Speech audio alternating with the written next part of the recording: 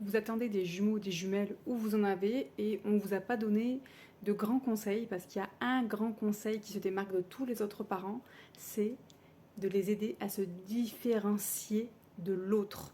Donc évidemment, ça concerne principalement les vraies jumelles et les vrais jumeaux, mais ça marche aussi sur les faux et fausses jumelles, jumeaux, parce qu'ils sont nés en même temps, ils ont le même âge, le même développement, le même cycle.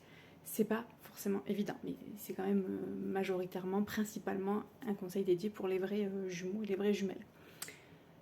Donc, comment on fait? C'est-à-dire qu'on va pas les habiller de la même manière, on va éviter de les mettre dans les mêmes classes, je sais, ça c'est du luxe. On peut aussi différencier quand ils fêtent leurs anniversaires.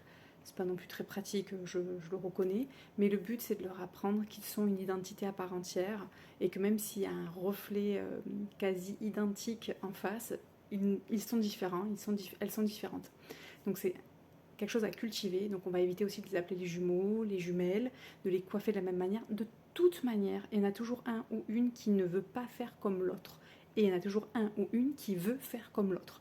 On le voit aussi dans les sorories ou dans les fratries, le plus petit veut s'habiller comme le plus grand ou la plus grande. C'est normal, c'est ok, et on a le droit aussi de dire au plus petit que le plus grand ou la plus grande n'en a pas envie, que voilà, tout un travail. On se focus sur les jumeaux et les jumelles, donc là c'est aussi ça que vous pouvez dire, que l'autre n'a pas envie, et donc on peut respecter. Si à un mariage, à un baptême, à ce que vous voulez, ils veulent tous les deux être habillés de la même manière, c'est ok, hein. L'exception n'est pas un problème. Par contre, quand ils sont tout petits, les parents ont souvent tendance à le faire parce que c'est joli. Je trouve ça problématique, parce que c'est culturellement acceptable que des jumeaux et des jumelles soient habillés de la même manière. Mais suivez leurs envies, parce qu'au bout d'un moment, elles vont vouloir et ils vont vouloir faire différemment, et ça ne peut pas se freiner. C'est naturel, c'est sain, c'est pour qu'ils s'individualisent. C'est vraiment très important. Donc encouragez-les. Il y a des codes couleurs. Moi j'avais gardé pendant un petit moment des jumeaux tout petits, tout mignons. Il y en avait un, sa couleur c'était l'orange et l'autre c'était le violet. Donc la maman se prenait la tête pour trouver la serviette orange, la brosse à dents orange, les chaussettes orange. Enfin, voilà. Donc il y avait des codes couleurs pour un peu différencier les espaces et les affaires de l'autre, ce que je trouvais très ingénieux.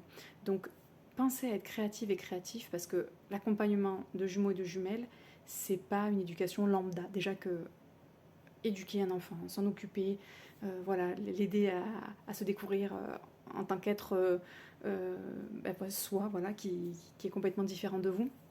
C'est une aventure de chaque instant, hein, mais alors voilà, il y a un petit plus pour les parents de jumeaux et jumelles. Voilà.